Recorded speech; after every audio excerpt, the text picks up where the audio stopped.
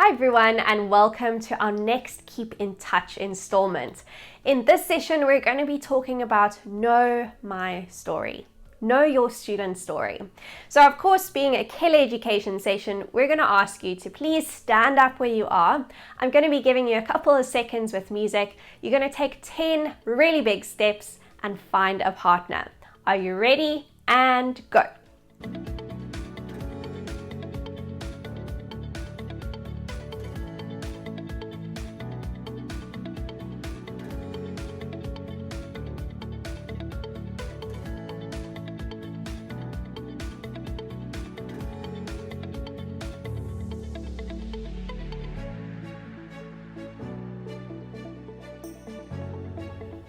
Wonderful, thank you for finding a partner. So with that, say howdy partner. I'm going to ask you to check in on a 1 to 4 scale, 1 being not good at all and 4 being fantastic.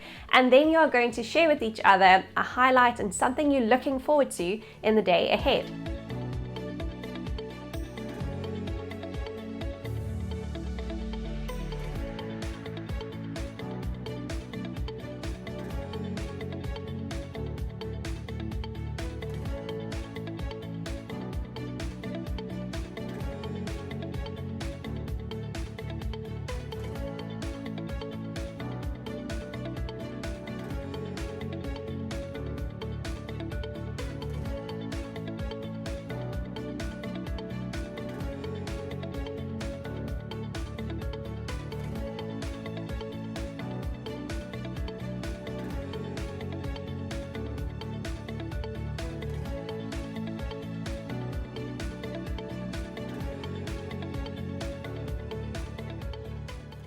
Amazing. Thank you so much for checking in.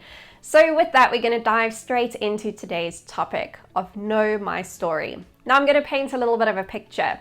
You're teaching in your classroom and you have a couple of students, maybe 1, 2, or 3, that are really disrupting the learning. And no matter what you do to put structures and regulations in place, they just keep hijacking the day and hijacking that lesson. Now, as I'm explaining all of this, I'm sure you've probably already got a student or 2 in mind. And doesn't it frustrate us? It kind of brings out the worst in us at times. So I'm going to ask you now, with your partner, please would you discuss what are your greatest frustrations with regards to the behavior of students in your class or school? I'm going to give you about 30 seconds to discuss.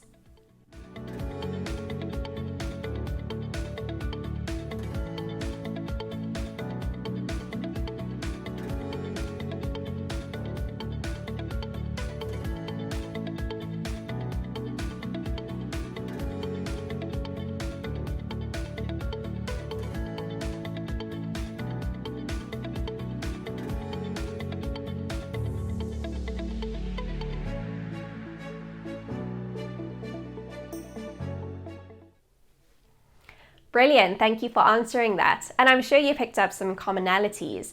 As teachers, we often experience those same things and it makes the day really, really challenging. So now as a follow-on to that, I'm going to put up this next statement. And I want you to unpack this a little bit.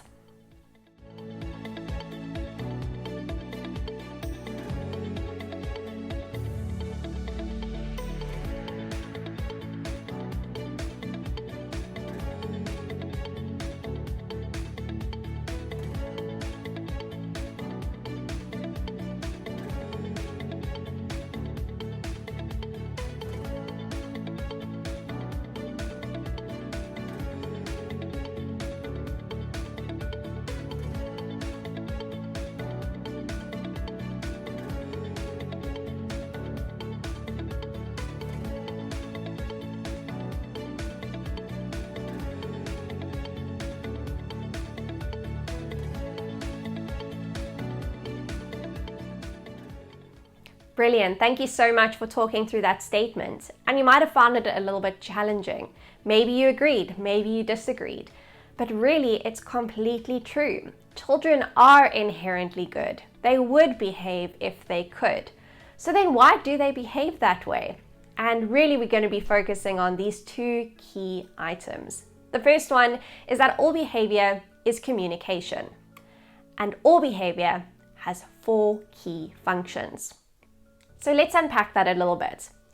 If behavior is communication, then we really need to change that narrative from this is an impossible student to what is happening in the life of my student that they are acting out and behaving in this way. And the answer is get to know your students. If we get to know our students, we will also understand the function or the reason why they are acting out in this way. And that brings me to point 2, is that all behavior has 4 key functions. So let's dive into that. Number 1 is to get attention. Number 2, to escape or avoid something. Number 3, to gain something tangible. Or number 4, to get some sensory satisfaction. So when your students are acting out in the classroom, you need to think to yourself, which of these 4, or perhaps a number of them altogether, is the reason that they're behaving this way. So we're going to unpack those in a little bit more detail. Number 1 is attention. Are they trying to get your attention, the attention of a peer? Are they looking for positive or negative attention? Is it verbal or non-verbal attention? It's one of those. They are seeking attention. Number 2 is to escape behavior. Maybe they want to avoid a task. Maybe they are trying to avoid a person or an environment or an instruction that they have been given. Number 3 is all about tangible items. Maybe there is something that they want, or they have their own agenda for that session or that day that they want to do something.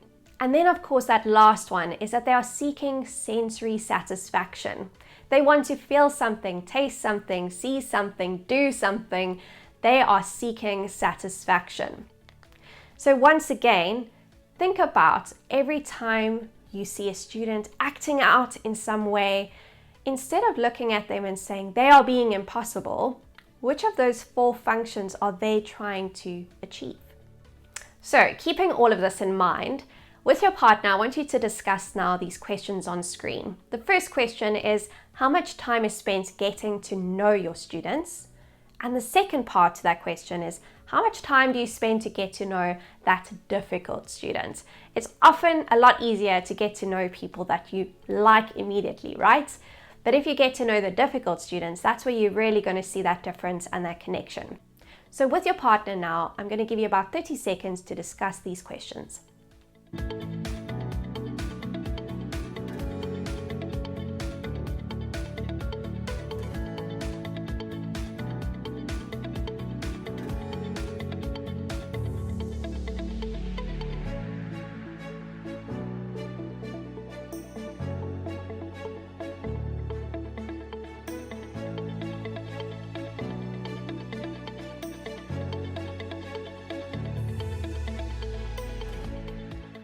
Brilliant. Thank you so much for answering that. And perhaps in a little bit of reflection, you found that you're not quite connecting to your students as much as you'd like to.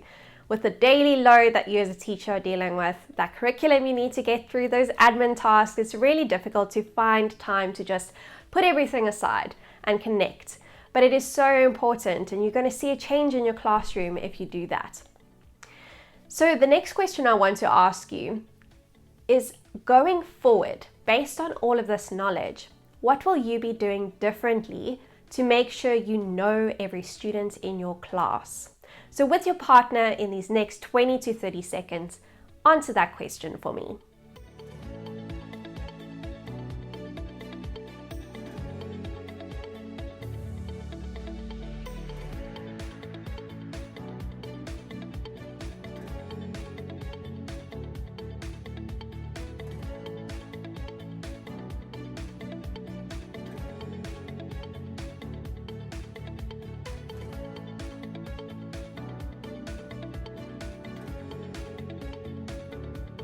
Wonderful, and I hope that maybe you learned something from each other, you've picked up some tips, and definitely chat to the teachers around you today and think about that question. So let's recap a little bit. If we understand the function of behavior, we can treat that behavior with the child's story in mind. Alright, so as we finish up this session, you can say goodbye to your partner and find your seat. And I want to just say to you that as you are faced with that difficult student today, which we know it's probably going to happen, keep these words in mind. Know my story. when you know my story, you cannot get angry with me. Know me and we connect. So you've been with Keller Education a little while now. You know that we talk about the levels of the brain. If we are connecting with our students, we're going to take them out of that crocodile brain.